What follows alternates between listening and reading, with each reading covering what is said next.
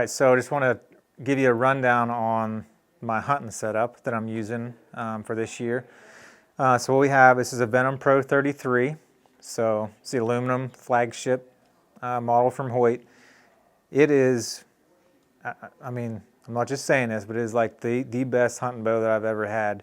So smooth. This cam system is so smooth. Like I'm shooting it on 69.5 pounds, and it draws like it's 62 pounds. I couldn't believe it. When I cranked this down, this is a 70 pounder, cranked the limbs all the way in, drew back the first time. I was thinking they sent me, a 60 or 65 pound bow.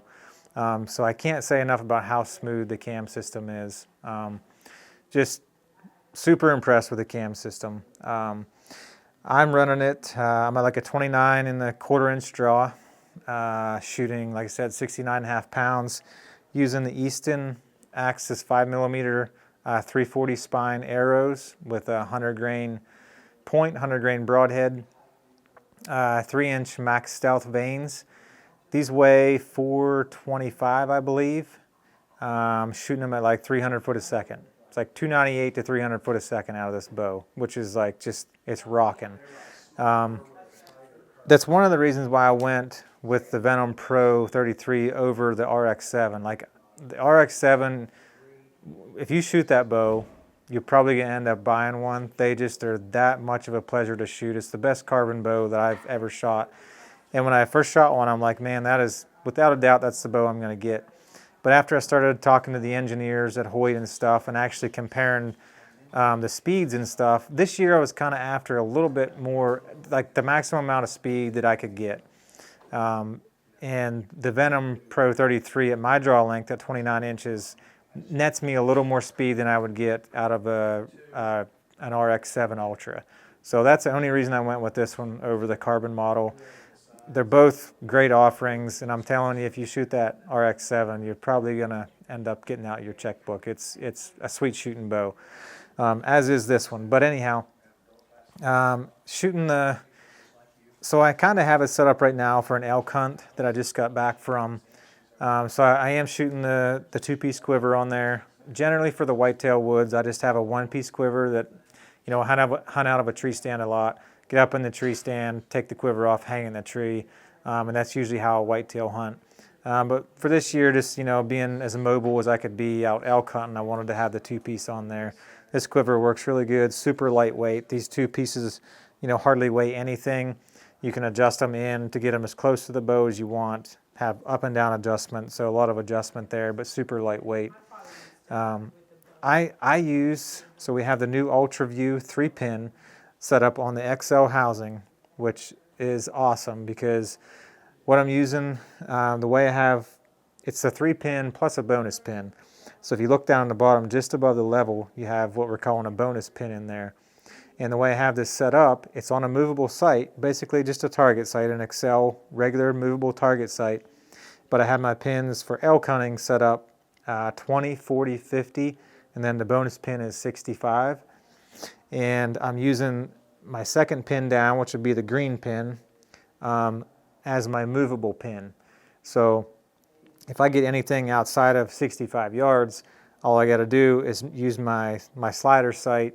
It's just kind of like a landslide, and then I can use my green pin and put that on whatever I want to shoot, and I'll be dead on with that. So really happy with that. Of course, the same light system that UltraView's always had. You can dim it as much as you want, make it as bright as you want. Was super impressed with that on my elk hunt. Worked really good. For the whitetail woods, I mean, I'll probably keep it set up with the same yardages there. This bow's quick enough that, 20, 40, 50.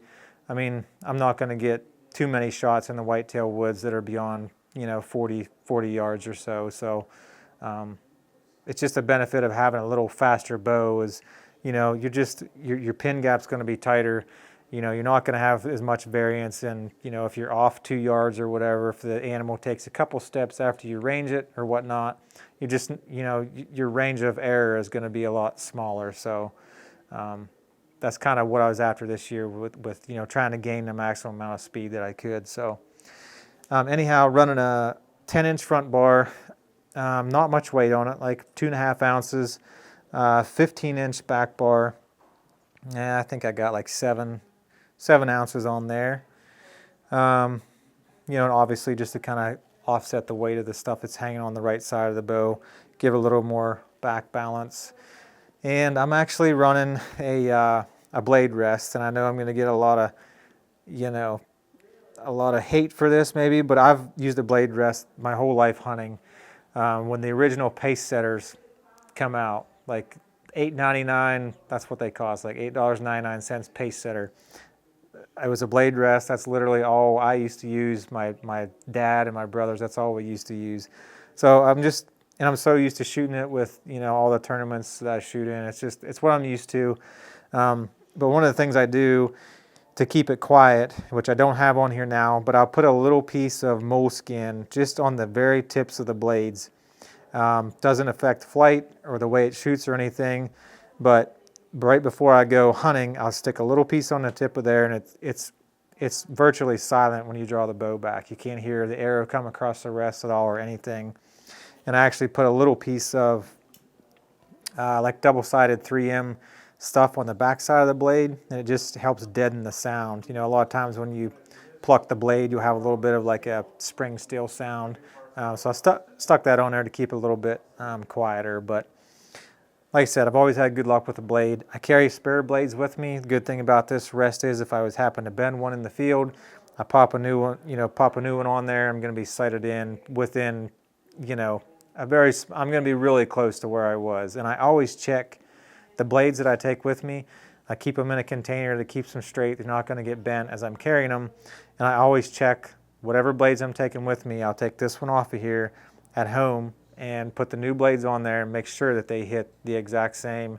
Or if they don't hit the same, if I can't find one that hits exactly the same, if it's quarter or half inch off or whatever, I will know which way to move it. So that hasn't been a problem for me. So I do like that. I just can't get into the drop away fad. Yeah, there's some good ones out there, and I know a lot of people love them. It's just more moving parts for me, and I just can't make myself do it. But anyhow, that's the rest. But overall, I can't. I've never had a hunting bow shoot this good. I was shooting it at 60 yards, doing some testing, and at the time I was getting ready for the Yankton Dakota Classic, and I was shooting my target bow a lot. I was literally almost shooting the same scores with this bow with a pin sight at 60 yards as I was with my target bow. I was very impressed with it. But I have this sighted in. I can reach out to, I can reach 110 yards on this scale. I can probably reach 150 if I had a longer scale on there. And I was shooting it at 110 yards and just stacking them in there. I mean, just one right on top of the other. So the bow will shoot. It's super quiet, dead in the hand, fast. So can't say enough about that. I just use same release I use for target. Same thing, it's what I'm used to. I shoot it with a click. If the animal hears that click, it's usually too late anyhow. There's going to be something coming at them right behind that click. But a lot of times, they don't even hear that click. Unless it's super dead calm in the woods, it's, right at dark and he's 10 yards under you or whatever. But like I say, at that time, by the time that click goes off, I'm going to be cranking her off right after that, so it doesn't matter too much. But that's what I hunt with. Just got a big peep sight in there, one that draws as much light in as I can for those critical moments, in the morning or in the evening.